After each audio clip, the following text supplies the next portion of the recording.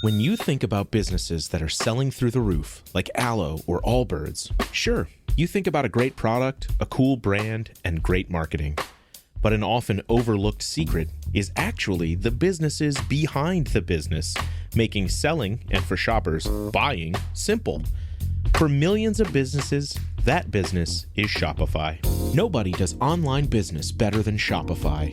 It's home of Shop Pay, the #1 checkout in the world. You can use it to boost conversions up to 50%, meaning way less carts going abandoned and way more sales going through to checkout. Sign up for your $1 per month trial period at shopify.com/income, all lowercase. Go to shopify.com/income to upgrade your selling today.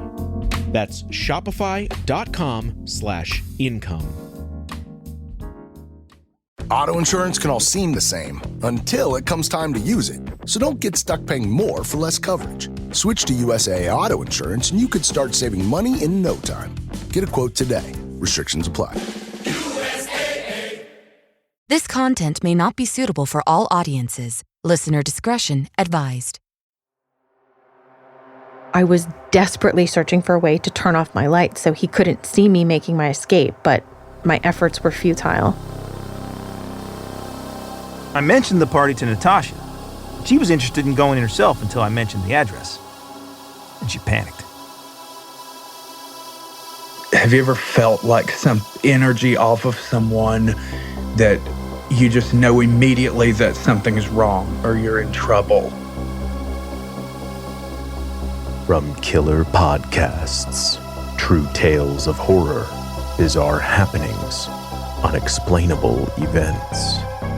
This is Disturbed.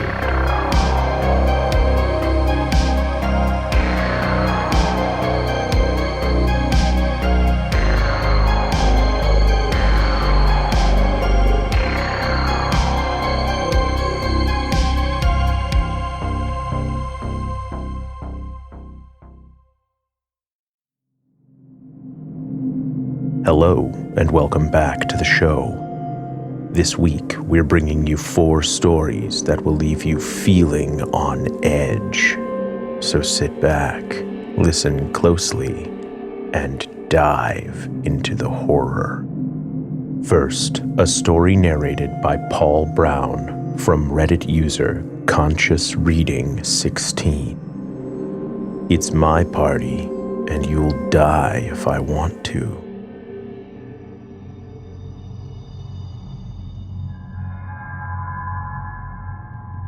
This is a story of someone I knew and cut ties with because he was a fucking psycho.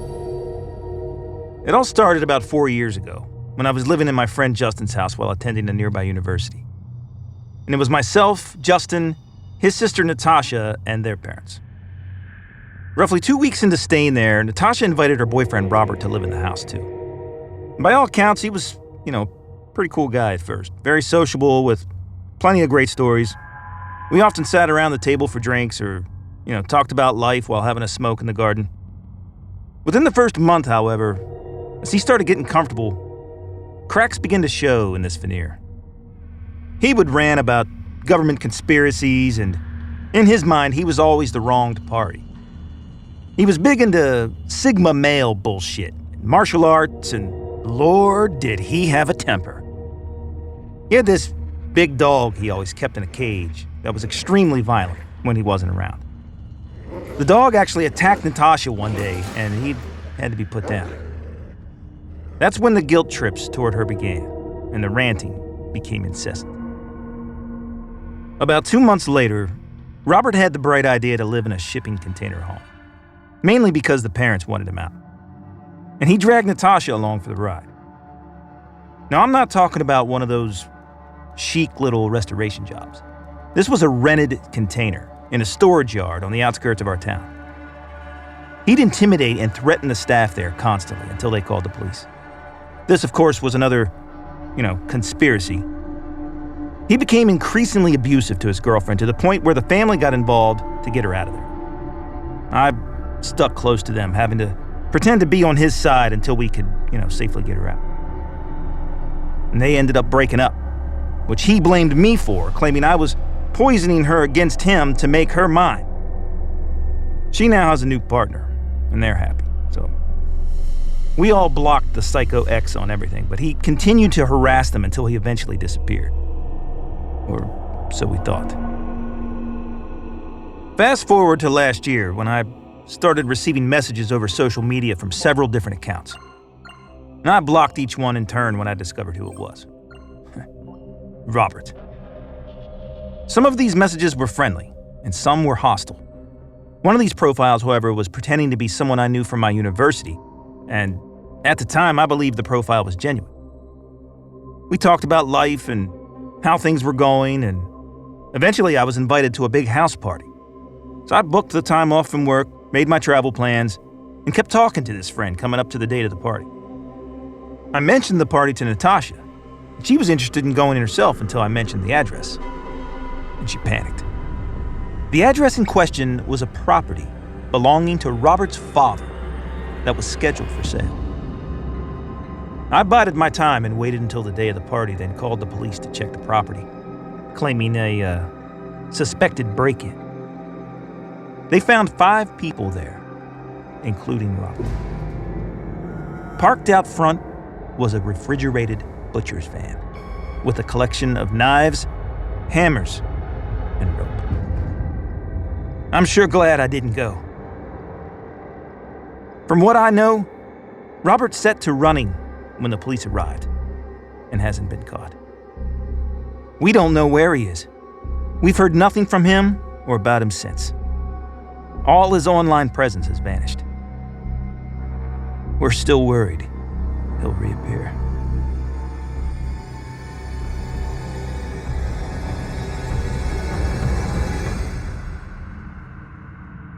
This next story was submitted by disturbed listener Chelsea. If you'd like to submit your own true story, go to disturbedpodcast.com/submit. This story is narrated by Meghan Barylak Smith. Was it road rage or something more sinister?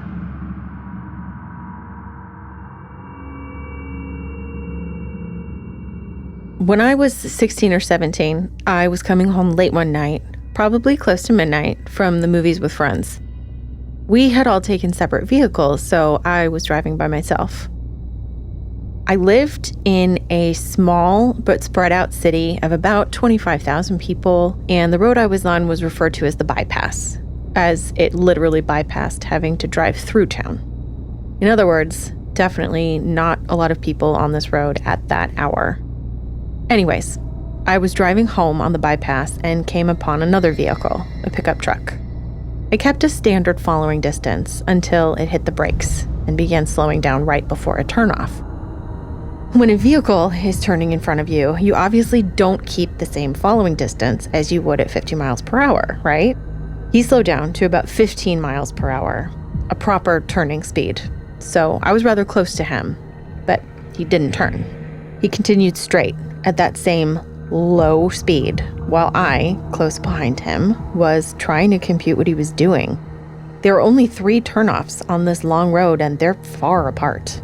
Him mixing up his turn wasn't very probable, especially considering that he never sped back up.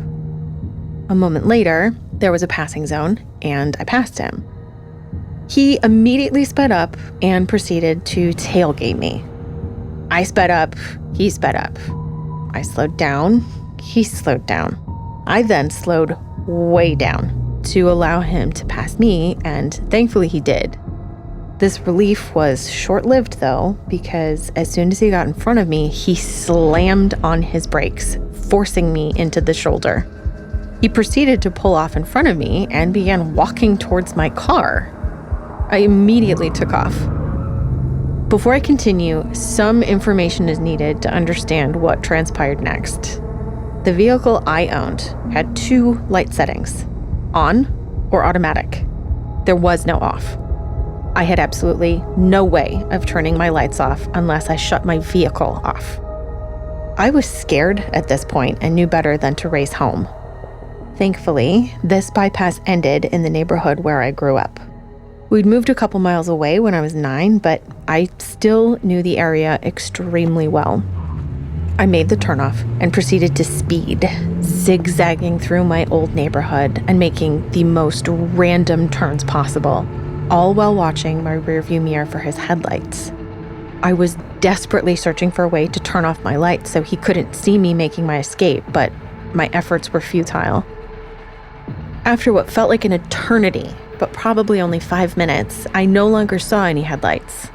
I proceeded to a main road and into a different neighborhood to make certain he was gone before I finally headed home. I should have gone to the police, or at least told my mom, but I never did. What was the point? I had no license plate number or even the make of the truck. So, creepy guy who tried to stop and then followed a teenage girl? Let's never meet.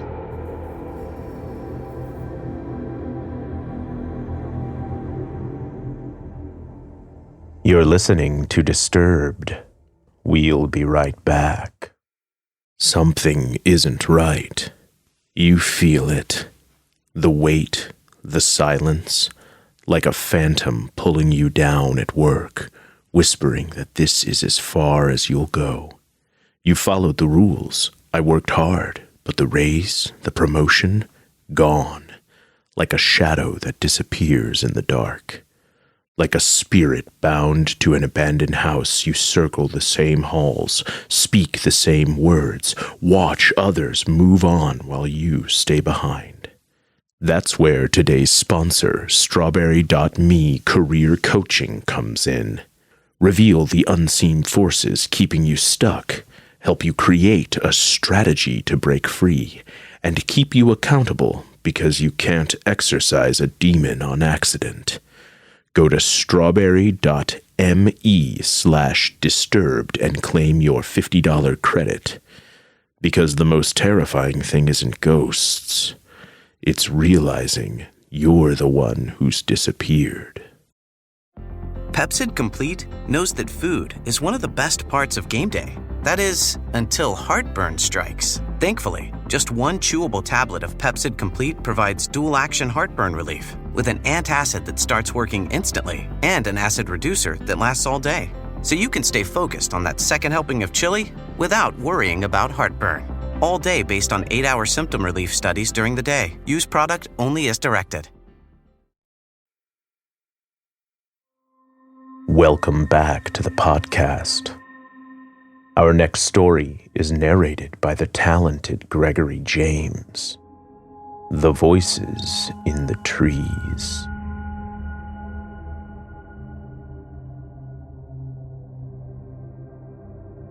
This is the story of an experience I had in Cradle Mountain National Park in Tasmania, Australia, in my early teens.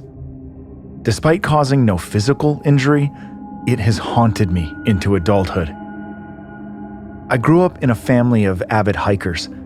Both my mother, a botanist, and my father, a biologist for the University of Tasmania, would regularly visit the deepest wilderness areas of Tasmania during their field studies.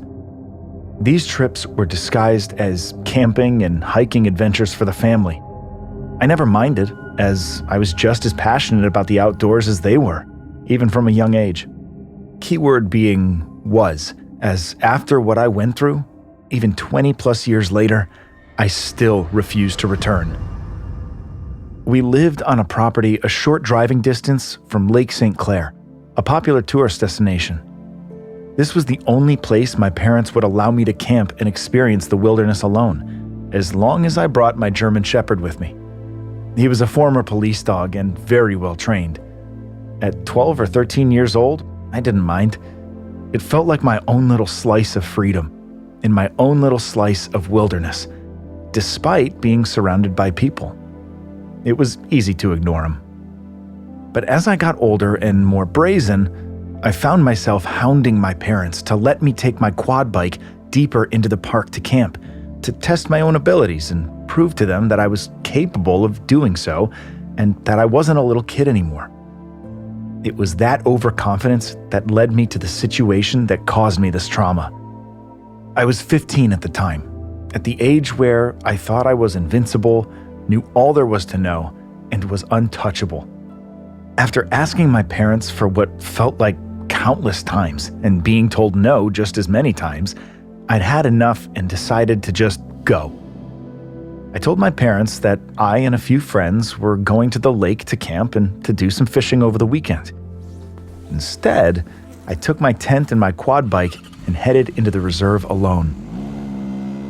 I left just after sunrise to maximize daylight and to make it as far in as I felt comfortable. Upon arrival, I set up camp, had some food, and decided to go explore. I knew of a spot nearby with a gorgeous rock face where fossils had been found in the past, so I thought I'd try my luck. Shortly into the walk, I realized I'd been turned around and had no idea where I was anymore. At the time, I didn't see it as that big of a deal, as I had a compass and knew that if I headed south, it would take me back to the lake and could walk from there. However, by this time, it was getting late in the afternoon, so stupidly, I decided to try my chances and make it back to my camp and quad bike so I wasn't walking back to camp from the lake in the dark. Big mistake. It was about 4:30 p.m., and the sun had begun to dip below the tree line, casting dark shadows across my walking path. That's when the forest went silent. And when I say silent, I mean silent. No wind, no birds, no forest sounds at all, which made my heart rate skyrocket. It was getting dark, and the silence was suffocating. I just wanted to get back to my camp, light a fire, eat some snacks, and spend my night watching nature's television until I fell asleep. That's when, from every direction, I heard the sound of twigs cracking and something moving in the canopy above me. No big deal, probably birds or other small animals, I thought. But then, as clear as day, someone said, "Hey, come here." At first, I felt relieved, as I thought someone along the trails had seen me, noticed I was a bit disheveled, and wanted to help. But looking around, I saw no one. Then it happened again, but behind me this time.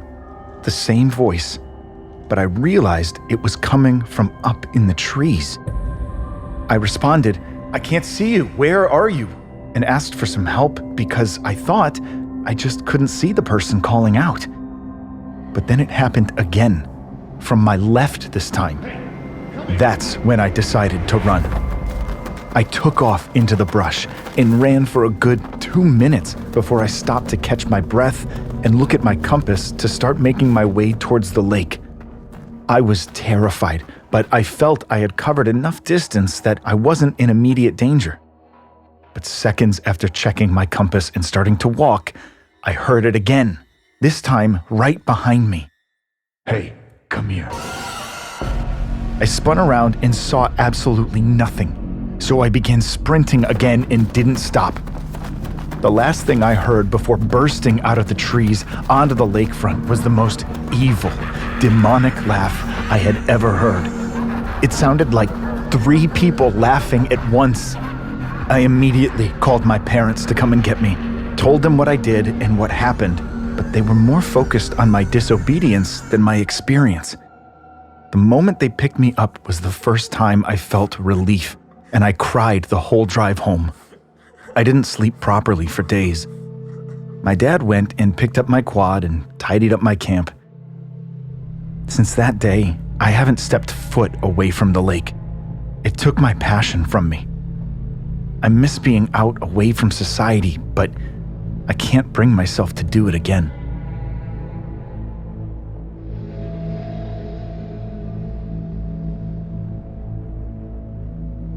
Our final story is a voicemail sent in by listener Kai.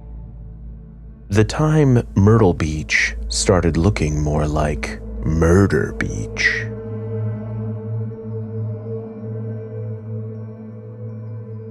Hello, everyone out there in podcast land. My name is Kai, and I live in Western North Carolina. You might remember me from a previous episode, number 161, and I decided to call in again and tell y'all a story that I had before that one. And it takes place in Myrtle Beach, South Carolina, where a lot of us Southerners, it's a pastime to go down there with your family. Those of you from the South know what I'm talking about. It's either there or Gatlinburg, Tennessee, two wonderful places. This particular year, we were going down as a family and staying for a week in the North Myrtle Beach section. And I believe this was mid-2000s, maybe 2004, around in there. And it was a wonderful time in life, but I was very lonely being someone that was struggling with their sexuality and not knowing exactly where I was going in life with that.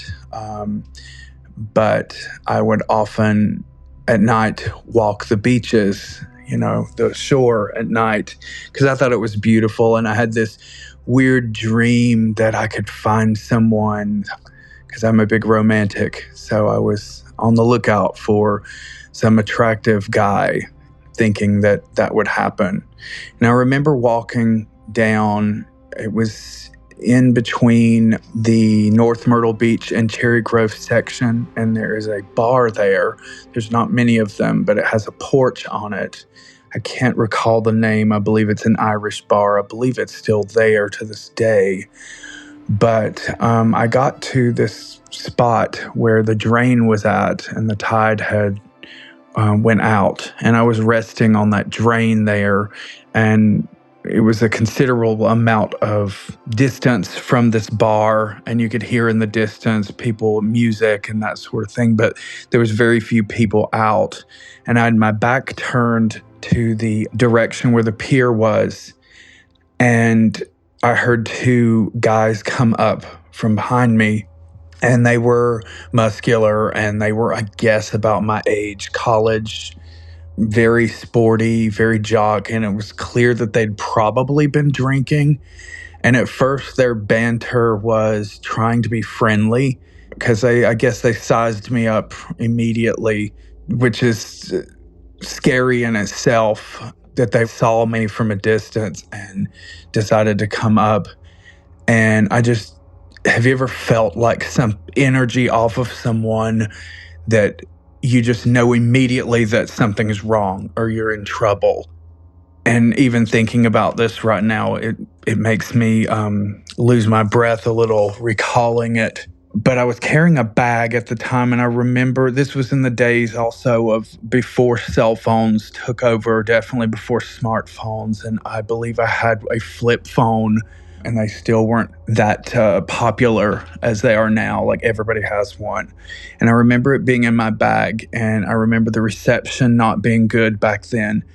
And I remember instinctively my hand reaching down in the bag and feeling a knife I had in my bag. But I didn't want to use it, obviously, unless I had to. And I was very shy back then, and still sometimes, but especially when two intimidating but attractive guys are coming up to you, and all these feelings and emotions are swirling, and this fear is swirling, and they say, "Hey, man, do you want to wrestle? Do you want to wrestle? Let's wrestle. Come on. We'll let you have the first go." That sort of thing. And I was trying to be, that's all right. I was about to leave. I was making lies and all this up. And then one got on the back side of me, and they tried to corner me. And it didn't take me long to realize that they were planning to beat me up, do something, and there was no one around. I looked up the beach. The only people that were in that noisy bar, and it wasn't even a full night, if I yelled, no one could hear me, because we were down where the ocean was roaring and the waves were roaring. And I remember that I had on these stupid beach shoes. In fact, when I've told this story before, I've called it the beach shoes. Because they were my savior that night. Because I really do feel that could have ended in some sort of murder. I wouldn't be sitting here today if it weren't for those shoes that had traction, and it was before they were the popular Hey Dudes and all that, but they were similar to that. And they had traction on the bottom, like I said. So I always wondered what I would do in a situation like that. And I kind of realized there's no way out of this. Even if I used the knife, I would get one and it probably wouldn't stop them. And then there's two, the other one would take me down and there's no telling what would happen. So I decided to run and my adrenaline was up and I said, I've got to go, something like that. And I just tried to make it like maybe they would leave, but I could hear them behind me and they were getting closer. And then I just started and took off running up towards the condominiums as fast as I could. And the only way that I beat them, because they were jocks, was because they were in bare feet and the traction in that sand was very challenging in bare feet. And I just ran as hard as I could to the dunes. And I decided, because it was lined with all the different condominiums and it was a considerable amount of ways down to mine, and I couldn't run on the beach. So I was trying to get where there were people and traffic and all that. And I decided to run into the parking garage. And if you've ever been to the beach, they're raised and that you can run from one to the other. So I started to go through all of the parking garages and I hid behind cars and I could hear them throwing rocks and taunting me and saying, we know you're there. We're going to get you. And just when I thought they were gone, I would move out of the darkness and run into another parking garage. And then I would hear them again. They would stop in the darkness and wait. And they were not going away. They were truly stalking me.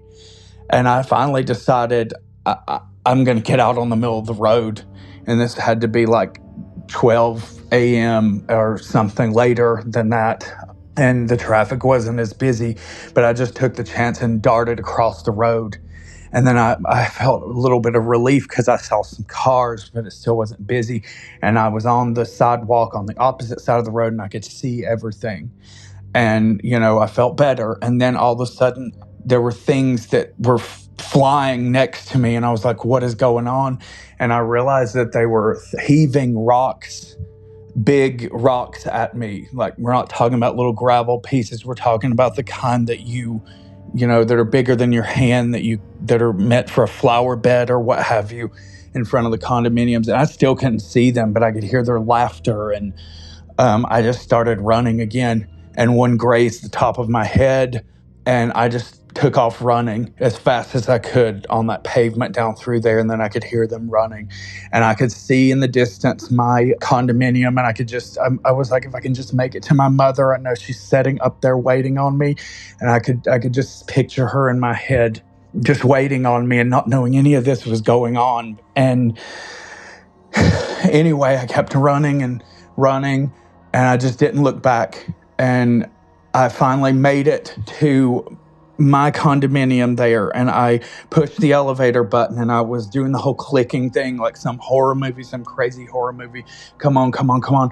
And I literally opened the door, and as it was closing, they slammed their hands onto the elevator as it closed. And I thought quick, and I pushed a button to a different floor so that they wouldn't know, because I was thinking that they'd come back. I didn't know, but when I got in, my mother could tell something was wrong, and I didn't have the strength to tell her. It was just embarrassing, and I don't know, that stuck with me ever since then. For the rest of the trip, I was looking over my shoulder the whole time, but I did feel safe knowing that I was back with my family, back with my mother, who's sadly long passed now, but those were the days when I wasn't as courageous as I am. I didn't know myself. And certainly those people out there, those strangers like that seemed to know me better than I knew myself and hated me and tried to lure me and stalk me just simply for walking on the beach and being who I was is mind-blowing to me that people are out there like that. And whoever these two jocks are out there, I hope that they didn't do this to somebody else. And I hope that they get what's coming to them for being so horrible and so hateful and giving nightmares to somebody that they didn't even know. But in a situation like that, if the situation were reversed, I wish them better than they did to me still. I remember those shoes I kept in the back of my closet, those beach shoes for a long time, until finally I cleaned them out, and I remember sending them away in a bag to the thrift store. And I remember looking at them and going, should I keep those? Because I do keep too much already, but I decided to let somebody else have them, and that maybe they would save somebody else's life like they did mine. Just reliving this is very hard, but I thought if I maybe shared this story, it would give me some relief and maybe help someone else out there. But all I can say is be careful when you're out there walking the beach at night. You just might walk up on a predator in the most unlikely of places, even when you're dreaming of a romance that's still yet to come. I wouldn't want you to be as haunted as I am.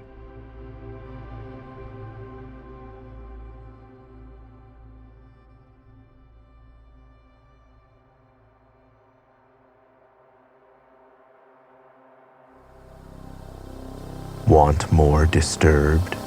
Check out our Patreon for member-exclusive content, early merch access, and other cool perks. I'm your host, Doug Bailey, and this has been Disturbed, a production of Killer Podcasts and part of the Evergreen Network.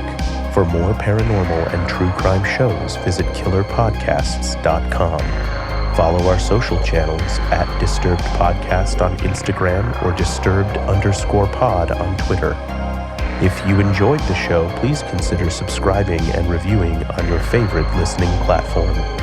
Share your own true horror story at disturbedpodcast.com. Music by Epidemic Sound and by Carl Casey at White Bat Audio. Our producer is Elizabeth Flood. Our sound designer and audio engineer is Nathan Corson.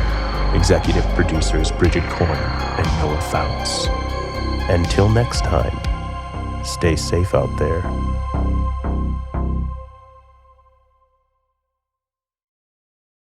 On the morning of August 1st, 1966, shots ring out from the observation deck of the clock tower on the University of Texas campus. It marks the infamous beginning of the modern era of mass shootings in America. You're listening to Stop the Killing podcast. Join us as we take you behind the crime scene tape to explain global mass shootings and mass attacks. I'm Sarah Ferris, but more importantly, this is Catherine Schweit, the former head of the FBI's active shooter program. I spent 5 years as the FBI's top executive looking for answers to the mass shooting crisis. I've been at the shooting scenes, I've traced heroic acts of bravery, and I've sat silently and listened to the heart-wrenching stories from survivors. Amongst this horror, there is hope. We all hold the key to stop the killing. You just need to know how to unlock the door. Download Stop the Killing and be part of the solution. Search Stop the Killing on Apple, Spotify, and all the usual suspects.